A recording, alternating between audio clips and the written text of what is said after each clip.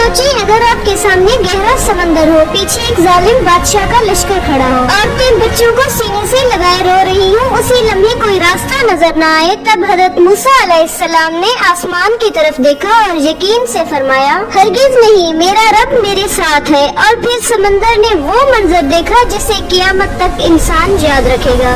आज हम सुनेंगे फिरौन के अंजाम का वो वाक़या जिसने ग़रूर को हमेशा के लिए डुबो दिया। मिस्र की रात अजीब खामोश थी। नील का पानी चांदनी में चमक रहा था। महल के मीनार आसमान को छूते महसूस होते थे और इस महल के अंदर सोने के तख्त पर बैठा था फिरौन। उसकी आंखों में गरूर था। हजारों गुलाम उसके सामने झुके खड़े थे। वो खड़ा हुआ, हाथ बुलंद किया, बुलंद आवाज में कहा, ए लोगों, क्या मिस्र की बादशाही मेरी नहीं? क्या ये नहरें मेरे हुक्म से नहीं बहती? दरबारी फौरन बोल उठे, आप ही हमारे रब हैं। फिरौन के चेहरे पर मुस्कुराहट आ गई, लेकिन उस शहर के कच्चे घर में एक माँ के दिल में खौफ की आग जल रही थी। आज हुक्म आया था, बनी इस्राइल के हर नौमौलूद बेटे को कत्ल कर दिया जाएगा। दरवाजे पर सिपाहियों के कदमों की चाप सुनाई देती तो औरतें कांप जाती। इसी खौफ के आलम में एक बच्चा पैदा हुआ। माँ ने उसे सीने से लगाया, आँखों से आंसू बह रहे थे। अचानक दिल में एक आवाज आई, इसे दरिया में डाल दो, हम उसे वापस तुम्हारी तरफ लौटा देंगे। ये अल्लाह की तरफ से इल्हाम था। माँ के हाथ कांप रहे थे, लेकिन ईमान खौफ से भरा था।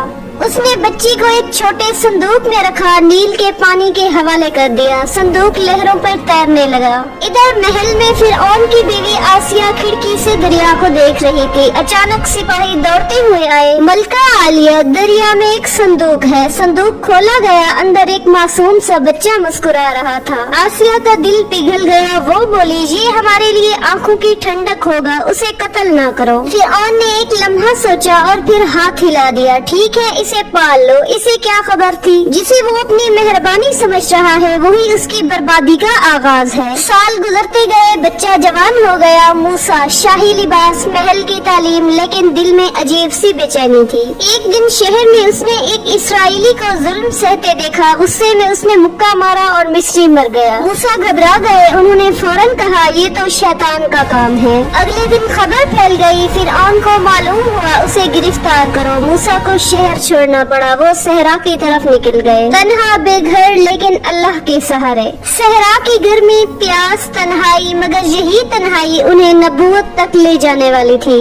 कोहे तूर के करीब एक रात आग की रोशनी दिखाई दी। मूसा आग की तरफ बढ़े। अचानक आवाज आई, ए मूसा, मैं तुम्हारा रब हूँ। जमीन कांप उठी। मूसा को नबूवत अता हुई। हुक्म मिला, फिरौन के पास जाओ, वो सरकश हो चुका है। मूसा अलैहिस्सलाम का दिल धड़कने लगा। जिस शख्स के महल में वो पले बढ़े, अब उसी के सामने हक की आवाज उठानी थी। सुबह का वक्त था। मिस्र के शाही महल में सिपाही कतारों में खड़े थे। दरबारी सर झुकाए मौजूद थे। सुनहरे तख्त पर बैठा था फिरौन। दरवाजा खुला। मूसा अलैहिस्सलाम और हारून अंदर दाखिल हुए। महल में सरगोशियां होने लगी। फिरौन ने तंजिया मुस्कुराहट के साथ कहा, ओहो, तुम तो वापस ही आ गए। क्या तुम वही नहीं जो हमारे घर में पले बढ़े? मूसा अलैहिस्सलाम ने पूरे वकार से जवाब दिया, मैं रब्बुल आलमीन का रसूल हूँ। बनी इस्राइल को मेरे साथ भेज दो और एक अल्लाह की इबादत करो। ये अल्फाज सुनकर दरबार में सन्नाटा छा गया। फिरौन का चेहरा सुर्ख हो गया। वो बोला,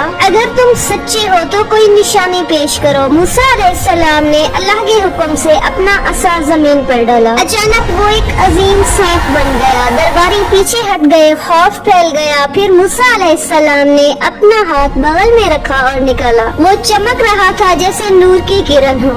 फिरौन ने फौरन कहा, ये तो खुला जादू है। तुम लोगों को अपने मुल्क से निकालना चाहते हो। उसने मशीरों को हुक्म दिया, पूरे मिस्र से माहिर जादूगर जमा करो। मैदान लोगों से भर चुका था। हर तरफ शोर था। फिरौन अपने तख्त पर बैठा था पूरे गरूर के साथ। जादूगर आगे बढ़े। उन्होंने मूसा अलैहिस्सलाम से कहा, पहले तुम फेंकोगे या हम? मूसा अलैहिस्सलाम ने फरमाया, तुम ही शुरू करो। उन्होंने अपनी रस्सियां और लाठियां फेंकी। लोगों की आंखों पर जादू का असर हुआ। मैदान सांपों से भरा नजर आने लगा। लोग खौफजदा हो गए। अल्लाह ने मूसा अलैहिस्सलाम से फरमाया, डरना नहीं, तुम ही गालिब रहोगे। मूसा अलैहिस्सलाम ने असा फेंका। वो एक अजीम अजदहा बन गया और पलक झपकते में सबको निगल गया। मैदान में सन्नाटा छा गया। जादूगर फौरन सजदे में गिर पड़े। वो पुकार उठे, हम ईमान लाए हैं मूसा और हारून के रब पर। ये